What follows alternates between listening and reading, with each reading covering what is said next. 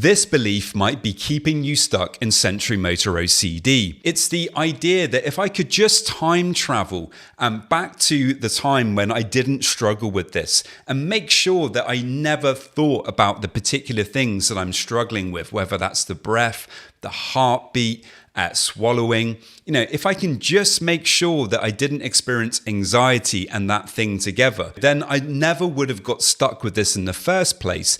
And then now I could be happy. Then I could move on with my life. There's this idea that, there was a kind of before and after moment. And now that we're stuck with it, well, we can never be happy again. And believing that, getting caught up in that type of thinking is a guaranteed way to kind of keep yourself stuck. If we believe that, we have to go back in the past or we have to erase that memory, obviously things that we can't do, we're going to disempower ourselves. We're going to make ourselves feel like it's impossible to get out of the trap of sensorimotor OCD. And it really is not. But it's so important that we learn how to let go of these kinds of limiting beliefs. The reality is that, unfortunately, you have learned to kind of couple your fear and your anxiety with a particular awareness of something. But just because that's happened doesn't mean that, you're always going to be this way. It doesn't mean that you're always going to find it annoying or bothersome in some way.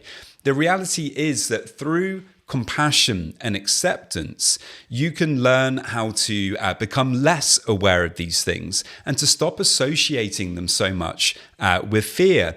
And you do not have to go back in time.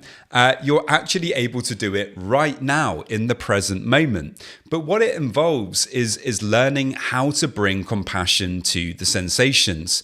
The problem is so much of the time we're trying to fight with the sensations. We're trying to come up with hacks or tools or techniques that will finally allow us to forget about the thing forever, to never allow it to come up into our consciousness again. But of course, if we're thinking about it in that way, all we're really doing is we're constantly trying to problem solve it. And inadvertently, when you're doing that, you're just giving more and more energy to the sensorimotor OCD. In order to get true relief, to actually move past sensorimotor OCD in a realistic and kind of helpful way in the long term, really we have to change our relationship with it.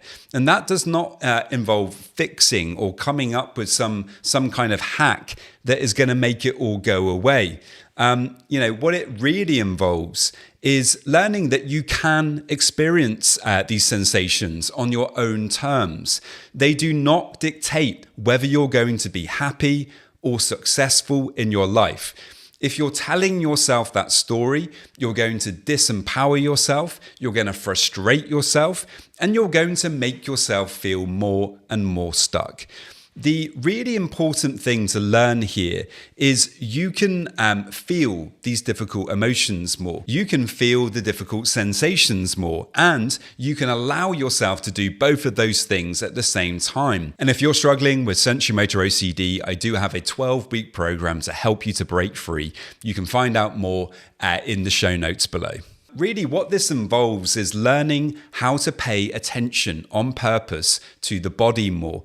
With sensorimotor OCD, we tell ourselves that it's all about, the sensation, that we have to get rid of the sensation.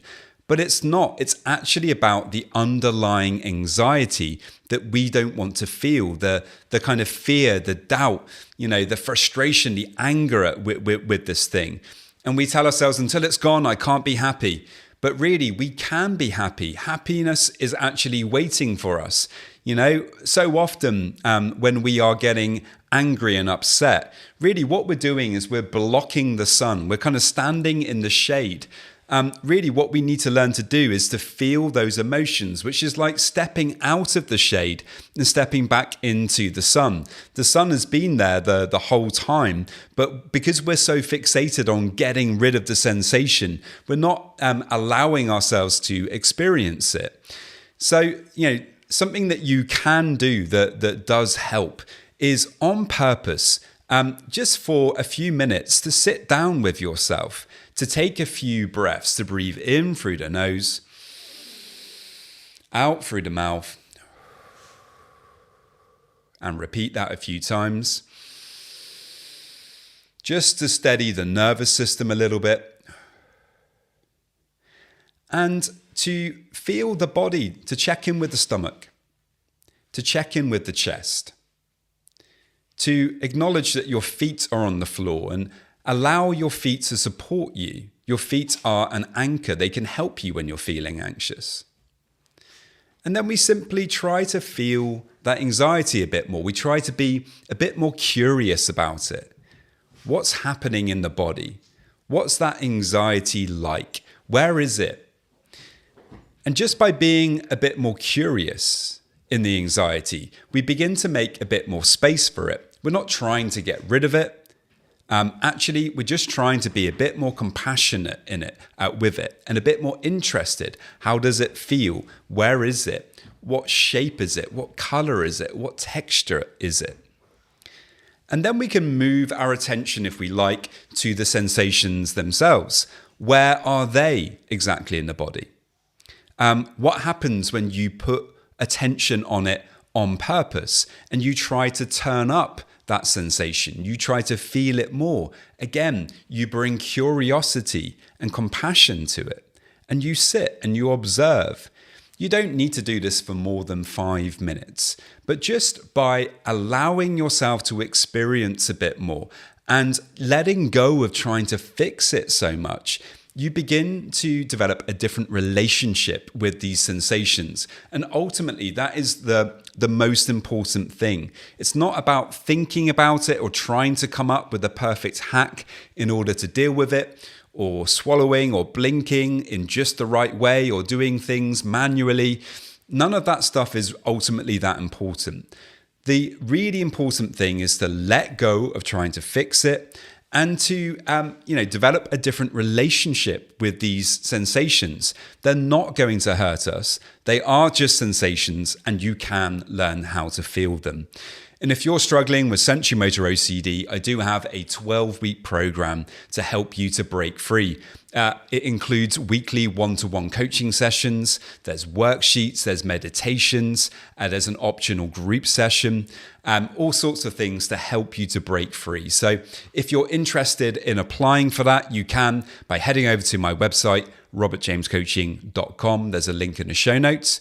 Many thanks, and I will see you next time.